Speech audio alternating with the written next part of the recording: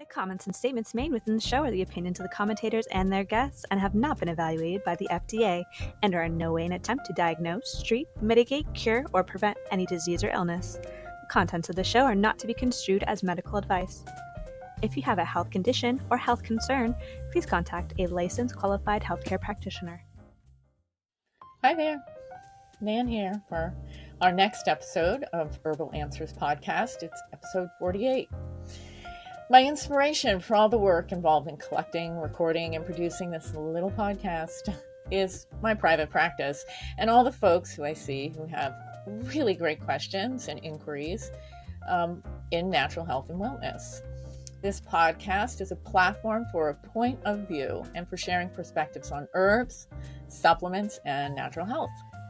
In addition, I occasionally interview key people and thought leaders in the natural health industry to hear their knowledgeable perspectives, as well as look at and share historic precedents for ancient and common wellness practices in a segment called What's Old is New Again. As a quick aside, you can find the cited research in this podcast notated along with our transcripts and as attachments to the episode, as well as on our website at watersedgewellness.com. Today's Naturals in the News is focusing on everyday herbs and supplements for supporting the cardiovascular system and our hearts. There is much in each of our lives that challenges our cardiovascular systems, and now there's another challenge, wouldn't you know? A new study published March 7th, 2024, and getting incredible widespread sharing. It was published in the New England Journal of Medicine. It's the first human clinical study to provide firm evidence that micro and nanoplastics are an independent factor for adverse cardiovascular outcomes in at-risk people. So we're calling them MNPs now, micro and nanoplastics. So chronic exposure to MNPs via ingestion, inhalation, and get this, skin contact is becoming increasingly common in humans. And over the last decade, researchers around the globe have detected MNPs in human lung, liver, and placental tissue, as well as in blood, urine, breast milk, and feces. They've also been found in the tissues of wild birds, fish, and mammals. Animal studies and in vitro models suggest that specific MNPs may be cardiotoxic, primarily because they can trigger oxidation, inflammation, and apoptosis in these cells called endothelial cells, which you find pretty much everywhere in your body, and can also induce what's called myocardial fibrosis, which is basically scarring of the heart muscle. So, and we're going to talk about myocardial fibrosis and herbs that are starting to be found to help with that a little bit. So keep that under your hat. Just remember that myocardial fibrosis. Constant micro and nanoplastic exposure has been linked to a number of respiratory, digestive, and immunologic disorders. And beyond the astonishing fact that people these days are exposed to so much plastic that it ends up in our carotid arteries. That's a scary thought. We have to now start considering the possibility that the presence of microplastics is very detrimental to human health. The way to amend that, not yet known, but it's there. And I hate kind of scaring people and kind of doing this whole fear thing and then not having a solution. But, you know, I think we're talking about it in herbal and naturopathic and chiropractic circles, talking about how do we unburden the body, but nothing for sure yet. So let's just talk a little bit about general cardiovascular disease, since we do know a little bit about how to naturally protect and support our hearts. CVD, as its acronym, is still the number one cause of death in North America, probably around the world, because when your heart stops and your brain stops, that's it, right? Every year, there's 800,000 people who have heart attacks in the U.S., and our cardiologists are so much better at catching it early for people, but there really are too many vectors that impinge on the cardiovascular system and the heart to blame it mostly on nanoplastics. Okay, so considering all the pollution, not just micro and nanoplastics, but that and poor dietary choices and Food deserts. Now we have food deserts in the United States, right? Smoking, alcohol, high body mass index, iatrogenesis, which is the disease causing or death from using pharmaceutical drugs inappropriately, genetics, and other factors. It can seem overwhelming to know how to take care of our hearts and our circulatory systems on a daily basis, but we should try, right? A heart attack can happen even if you don't smoke or aren't overweight. And then what do you do if your heart was damaged? Is it truly irreversible? Emerging research is challenging the long held belief that tissue damage following myocardial infarction is permanent and irreversible. For decades, the conventional medical view has been that damaged myocardium cannot regenerate, owing to the fact that heart cells are not as readily replaced as the other cells in our body. Several research teams around the world, including a group based at Baylor College of Medicine and Texas Heart Institute, are studying the mechanisms that are disrupting old tenets on myocyte regeneration. Myocyte are the cells of the heart. This line of inquiry suggests that the myocardium might, in fact, have some regenerative capacities, opening up a whole new world of treatment approaches. That's kind of good news given cardiovascular disease prevalence. And it will probably continue to rise because of the present trends in pollution, right? And those vectors. Poor eating and sleeping habits are sleeping habits. Oh, goodness, right? Out the window. And other poor lifestyle choices. If those continue, especially those vectors, our hearts and our cardiovascular systems are really in deep doo doo, folks. So in a recent report from the Bogalusa Heart Study, nearly one third of adults, that's 32%, in their 20s and 30s, we're not talking about the old people, right? They're already showing arterial plaque formation.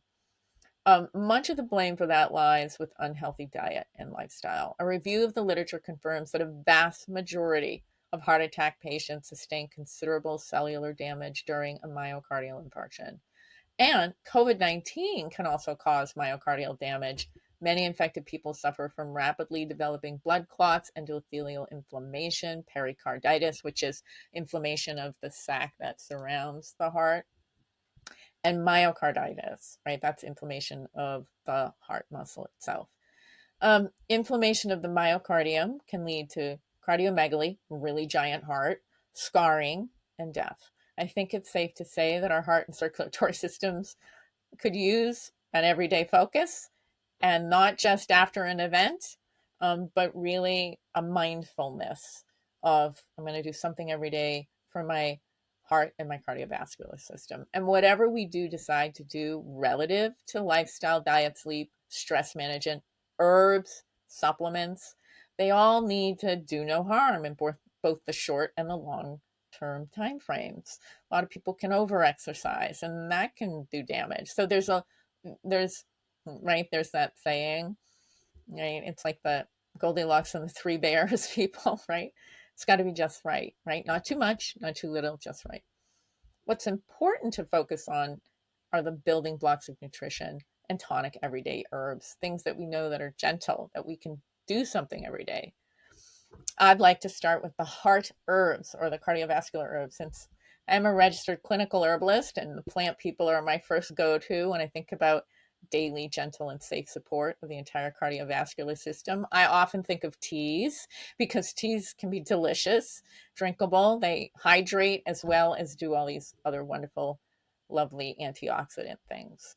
The first and most drinkable of the three herbs I want to share in this episode is hibiscus. Summer is the perfect time to drink hibiscus tea. It's slightly cooling and refreshing. Has a little bit of a sour taste, but that's that tart sour. It's kind of makes your mouth pucker, and it kind of wakes everything up.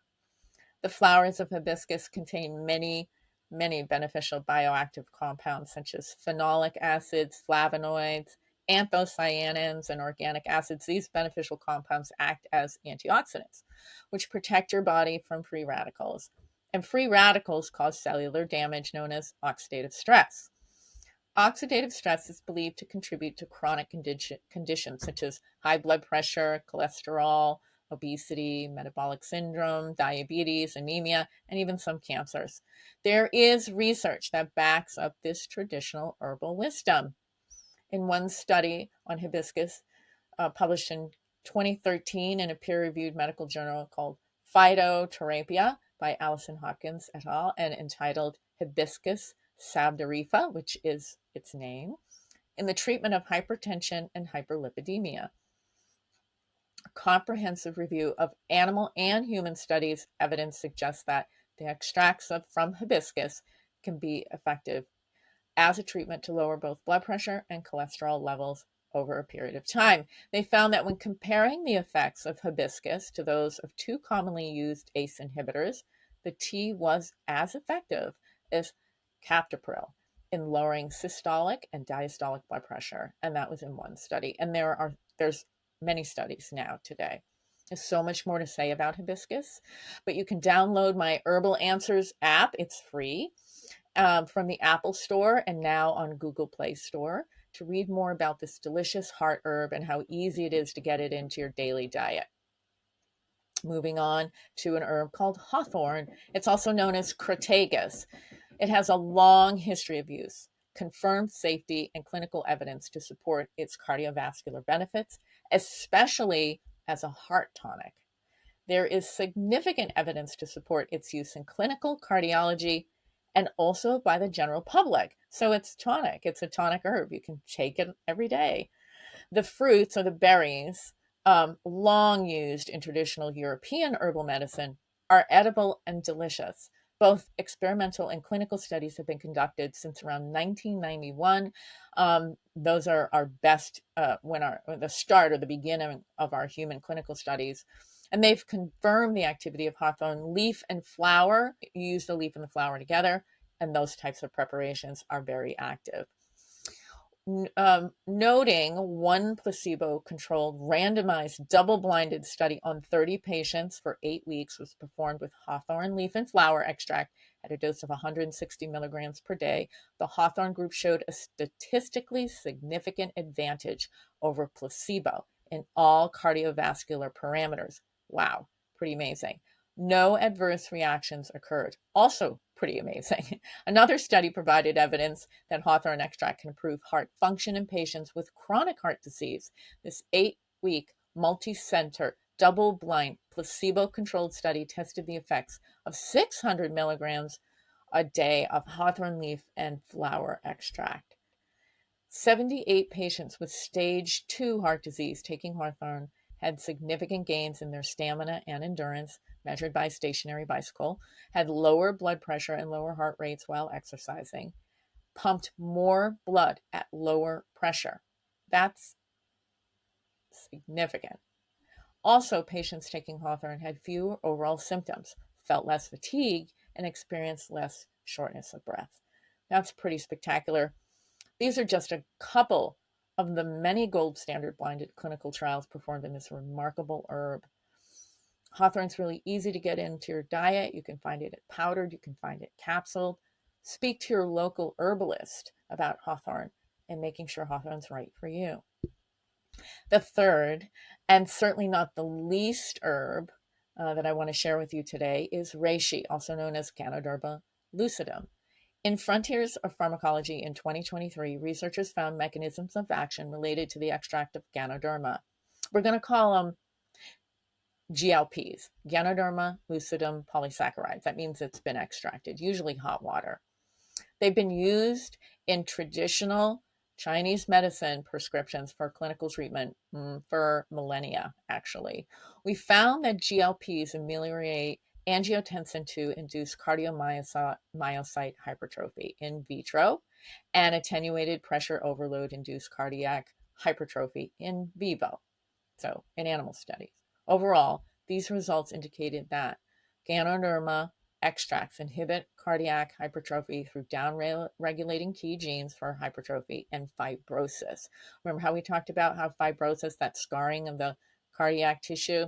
Well, there are early indicators that Ganoderma lucidum extracts may attenuate that fibrosing.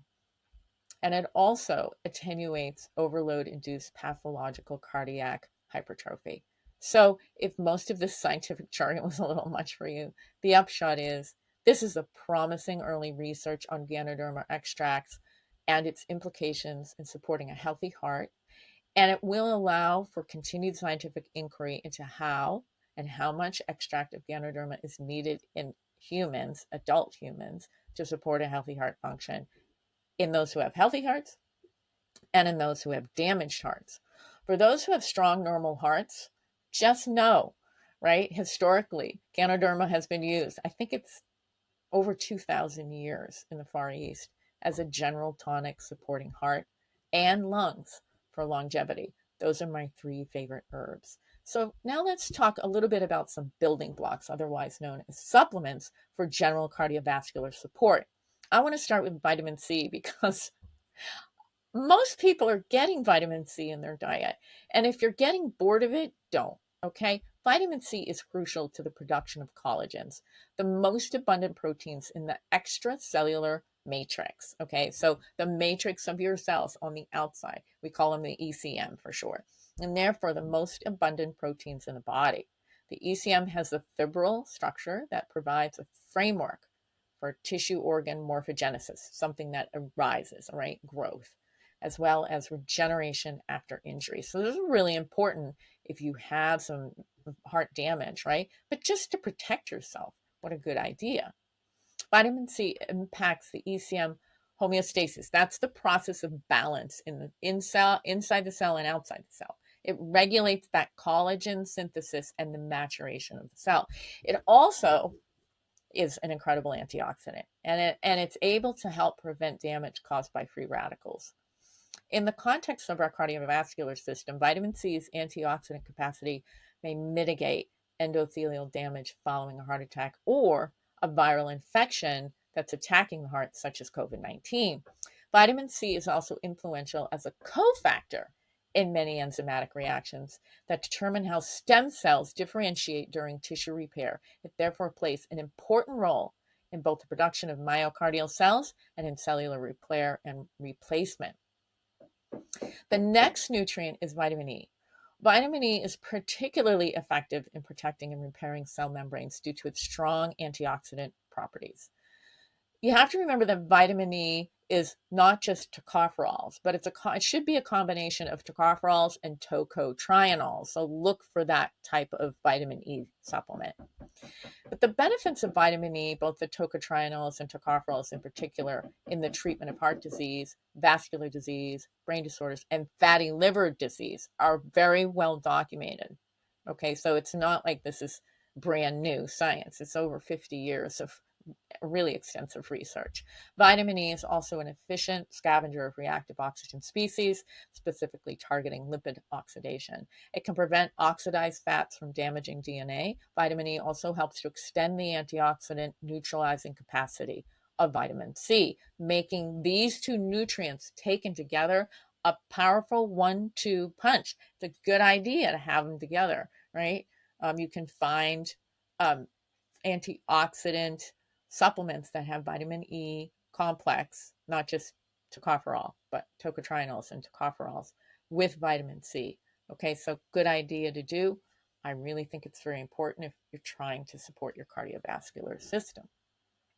I want to talk a little bit about the nutraceutical called coenzyme CoQ10.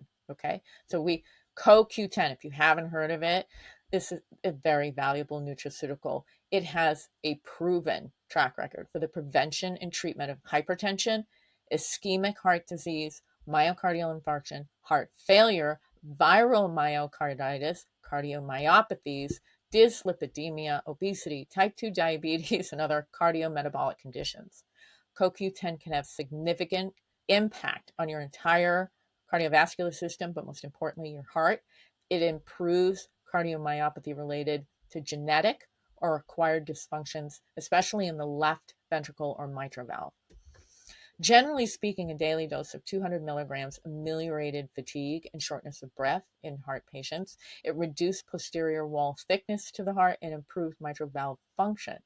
In viral myocarditis, CoQ10 at 200 milligrams per day was able to quell inflammation. It also exhibited strong anti-inflammatory properties during various heart surgery procedures and during recovery, as measured by C-reactive protein levels. CoQ10 also reduces the negative side effects of different kinds of drugs, especially statin drugs, and cardiologists in the know will often recommend taking CoQ10 along with your statin drugs. It helps to both prevent and treat heart failure by improving the heart's contractile force and increasing cellular oxygen levels. It also improves myocardial cell survival during ischemic events and limits post infarction myocardial remodeling. So even after that heart attack, it stops fibrosis. That's what they say. Not 100%, but it really limits it. And that's very important. It's a tremendous nutraceutical. The caveat of it's expensive and you need to take it at 200 milligrams per day or more. I really think it's worth every penny. Okay, another really important nutraceutical is magnesium. Severe magnesium deficiency can lead to heart attacks. So a lot of people say, well, how much, right? And somewhere between 250 and 500 milligrams per day is enough for a 150 to 200 pound adult. More than that, and it might cause some bowel looseness of stool, but that can very much help this. Interestingly enough, magnesium deficiency also sensitizes the myocardium to toxic effects of various drugs. And it also can lead, without magnesium, can lead to what's called hypoxia, which means not enough oxygen to the heart muscle. Long-term magnesium deficiency may also lead to chronic electrical instability of the myocardium by affecting that sodium calcium flow into the cells, which is how the nerves work, right? That's the sodium calcium pump. Extracellular magnesium ions exert a profound beneficial influence on the flexibility and structure of the arteries, arterioles, and veins. Most importantly, it is the transport agent that delivers glucose and oxygen to cell membranes into the mitochondria for energy production. Several studies have shown that anywhere from 40 to 50% of all patients hospitalized for cardiovascular disease related events are magnesium deficient, and that was published in the journal Open Heart in 2018. Supplementation has significant potential cardioprotective benefits, and it also helps you feel relaxed. So I'm a big one for magnesium. The last nutraceutical that we're going to talk about is a funny sounding nutraceutical called astaxanthin. Astaxanthin is a red carotenoid pigment naturally produced by a type of microalgae. It is well known for its ability to scavenge free radicals, and very specifically, it captures free radicals that are particularly damaging to tissue in a big way. Okay, it also stimulates production of very important antioxidant enzymes such as catalase, superoxide dismutase, peroxidase, glutathione S-transferase. These are big enzymes that our liver performs. And astaxanthin is particularly good at driving that engine. Physiologically, it is an anti-inflammatory. It's capable of down-regulating numerous pro-inflammatory signals, including a lot of the interleukins like interleukin 1 and 6 and 8, and tumor necrosis factor alpha, which decreases apoptosis and modulates autophagy. So, in the context of cardiovascular disease, there are several animal studies showing cardiac muscle preservation when astaxanthin is either given orally or intravenously prior to ischemia. So, you have to have it in the bloodstream prior to an event. The evidence is promising, though not yet confirmed in human studies. Onward with that. Several recent review articles propose a role for astaxanthin in mitigating the cardiovascular and respiratory damage caused by the COVID-19 cytokine storm, which a lot of you heard on the news, right? That's that tumor necrosis factor interleukin. That's all a part of the cytokine storm. Given its myriad antioxidant and anti-inflammatory effects, this is a reasonable hypothesis, though again, there are not yet any clinical trials to prove efficacy in humans. So I really want you to think about it. But a lot of people say when they take astaxanthin, they report they actually feel it. So a lot of antioxidants you don't feel, but astaxanthin, you might. It's also really good for your eyes, protecting your eyes. There's an amino acid, and this is the last thing I want to talk about relative to your heart and your cardiovascular system. Um, the amino acid is called L-Taurine. It's a unique sulfur-containing amino acid that influences many cellular functions, including osmoregulation, that's fluid going in and out of cell, antioxidation, ion movement, right? Positive, negative, negative, positive. Um, and the conjugation of bile acids, which is really, really, really important for emulsification of your dietary fats. It is found in high concentrations in seaweed, shellfish, fish, and a little lesser degree in beef, lamb, pork, and poultry. L-taurine, you can take it as a standalone amino acid. It's very safe. It's much more than a building block for proteins. It's anti-inflammatory. There's some evidence that it can benefit the entire cardiovascular system, possibly by inhibiting what's called the renin-angiotensin system. That has a lot to do with your microcirculation in your extremities, right? Following ischemia induced by coronary artery occlusion, taurine resulted in significant smaller myocardial infarction size. So it reduced the event, right? It's not that it made the event not happen, but it reduced the damage done by the event. It also elevates superoxide dismutase, just like astaxanthin does. It really supports the liver in its ability to detoxify.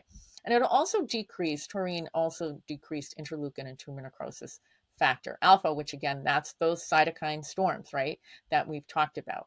In patients with heart failure, L-taurine improved tolerance and recovery during increased exercise. And in a study of obese women, supplementation with 3 grams of taurine per day for 8 weeks resulted in meaningful weight loss and also significant drops in systemic inflammation.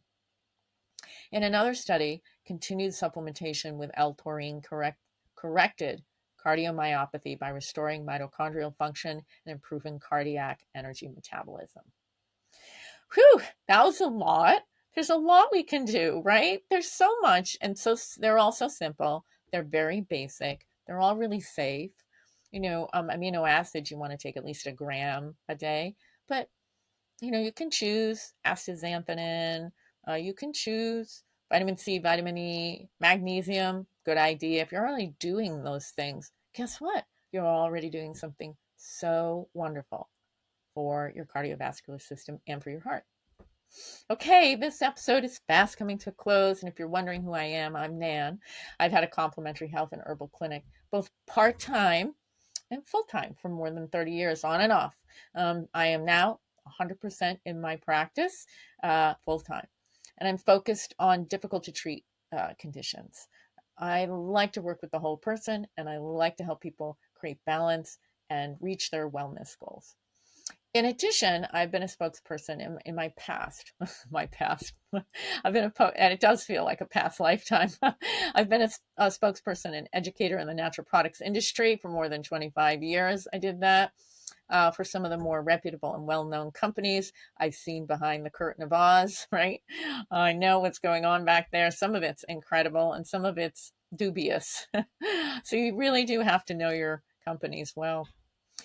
If you want to connect with me, you can connect with me in person by going to my website, www.watersedgewellness.com, or by reaching out to me through my social media sites on Instagram, Facebook, and YouTube. You'll find my TikTok page under Herbal Answers. And if you wouldn't mind, please subscribe to and like Herbal Answers wherever podcasts can be found. And now I have a free app that you can download off of the Apple Store and also Google Play. Don't forget to share my podcast and my, if you'd like, free app with interested friends and family. There's lots of free information in the app, and there's also guided cleanses, guided meditation, lots of things for wellness. Hope this point of view has been stimulating and enlightening. And with that, I'll say goodbye, take good care, and I'll see you soon.